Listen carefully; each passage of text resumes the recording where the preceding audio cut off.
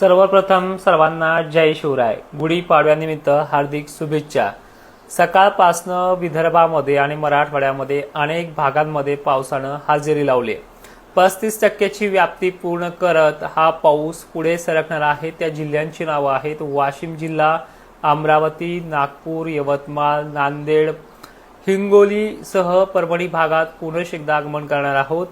रात्रीच्या वेळेला रखडलेला पाऊस आता सकाळपासून आपला प्रवास पुढे सरकतोय आणि या भागाकडे शेतकऱ्यांना सतर्कतेचा इशारा सांगण्यासाठी आपण मागेही व्हिडिओज दिले आहेत, रात्रीही अपडेट दिले आणि सकाळी सुद्धा. आपण या भ्रमात राहू नये की रात्री नाही आलं, गार वातावरण झालंय, पाऊस येत असतो.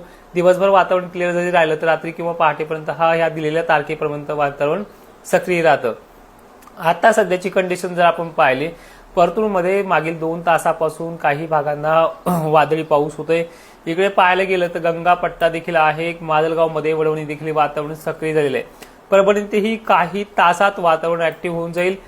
गंगाखेड सारख्या भागांमध्ये पूर्णा देखील सकाळी ऊन असलं तरी पाऊस येणाराच आहे. तिथे नांदेड देखील सतर्क राहा, यवतमाळ देखील सतर्क राहा, हिंगोली देखील सतर्क राहा. त्याचबरोबर इकडे अमरावती जिल्हा देखील वातावरण अंधुक आहे, येणार नाही अशा भ्रमात राहू नका. इथे देखील स्थानिक वातावरणासारखा त्याचा प्रभाव पडणार आहे. मेहकरला काही ठिकाणी गारपिटीचा इशारा सांगितला होता, तिथे काही ठिकाणी पडण्याचा अंदाज आहे. खामगावला 1-2 ठिकाणी झाल्यात. तसंच हा पाऊस इकडे वर्धा, चंद्रपूर, गोंदिया, हिंगणघाट या भागामध्ये 35% व्याप्तीसह बरसत जाणार आहे.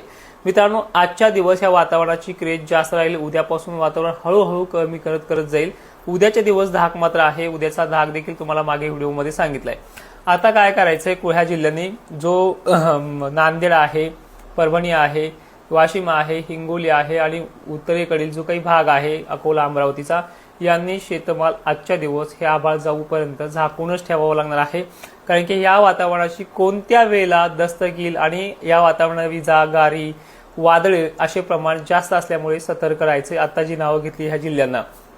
त्यानंतर परिस्थिती जर आपण पाहिली तर लातूर जिल्ह्यात सुद्धा वातावरण ऍक्टिव्ह होणार आहे. लातूरचे काही उत्तरेकडील कानेकोपरे तो घेऊ शकतो, त्यामुळे या जिल्ह्यांनी देखील सतर्क राहायचं आहे.